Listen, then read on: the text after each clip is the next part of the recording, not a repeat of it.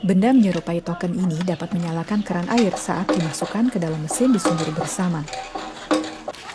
Kemudian, air pun mengalir.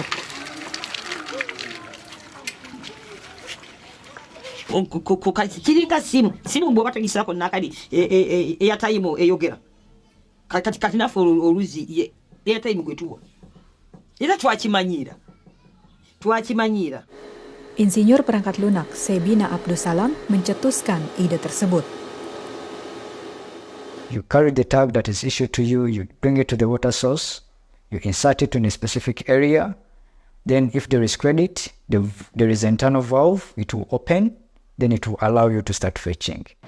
Warga desa mengisi token mereka melalui ponsel. Air bersih hingga 3.000 liter bisa didapatkan dengan biaya sekitar $1 Amerika Serikat. Biaya yang telah disetujui warga desa ini juga ditambah dengan sumbangan dari organisasi nirlaba Sunda dan digunakan untuk memelihara sumur-sumur tersebut. Sistem ini juga memberikan dampak psikologis penting. The fact that people always thought water is free, they abused the water usage. You find a person, he needs only 1 jerrycan per se. But he doesn't care if that jerrycan falls and the water spills out. Okay? But whenever they realize there is value attached, like monetary value attached to that jerrycan, they could care more than earlier before. To protect, like, you don't just allow the jerrycan to topple off. Ia juga menggunakan solusi teknologi digital untuk memantau kondisi sumur-sumur. Ia menerima data langsung yang menunjukkan apakah ada sumur yang perlu diperbaiki. Hal ini juga memungkinkannya memberi saran kepada pemerintah setempat dan mengawasi penyalahgunaan. Menurut Institut Internasional untuk Lingkungan dan Pembangunan, lebih dari $360 juta atau setara 5,5 triliun rupiah terbuang akibat sumur-sumur yang tidak terjaga dengan baik di Afrika. Sistem pembayaran untuk mengambil air ini juga memastikan adanya keadilan dan transparansi. From the government setting, every household, no matter how big the family is, you have to pay 2,000 shillings. So even if you are alone, you have to pay every month 2,000, which was not good for those small families. Not fair at all. So people were complaining. That's why some people could pay, others couldn't pay. But when we put a system, now everyone is fair paying. Satu inisiatif lain mendukung keluarga di perkotaan. Di banyak area yang lebih miskin di ibu kota Uganda, Kampala, orang-orang mengandalkan sumur seperti ini. Namun, airnya seringkali terkontaminasi oleh tinja. Susan Nakabugo kini menggunakan jerikan khusus disinfeksi air untuk 6 anaknya. Setelah sekitar 4 hingga 6 jam di bawah sinar matahari, sinar ultraviolet dan suhu tinggi membunuh kuman di air tanpa harus mendidihkannya.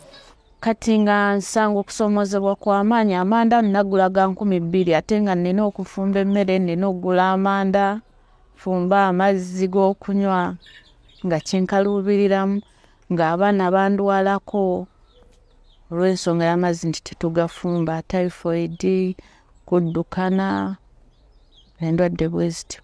Kati we nafuna abampa ekidomola kino kyannyambako nti amazzi we mba nfumba amazzi ag'okunywa ngafumbira muno. Jeriken itu disumbangkan oleh Ian Calvin Waiswa. Ia turut mendirikan program dukungan dan filantropi mahasiswa, sebuah organisasi nirlaba yang mendorong mahasiswa untuk ikut terlibat di komunitas mereka.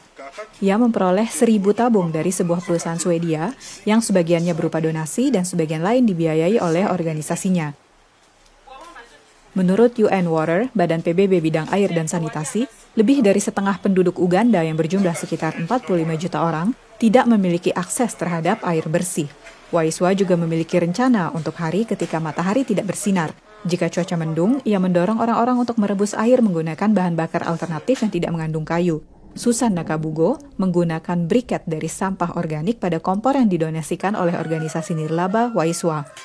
We are encouraging households that in the time that the sun is not existing, can you use these briquettes?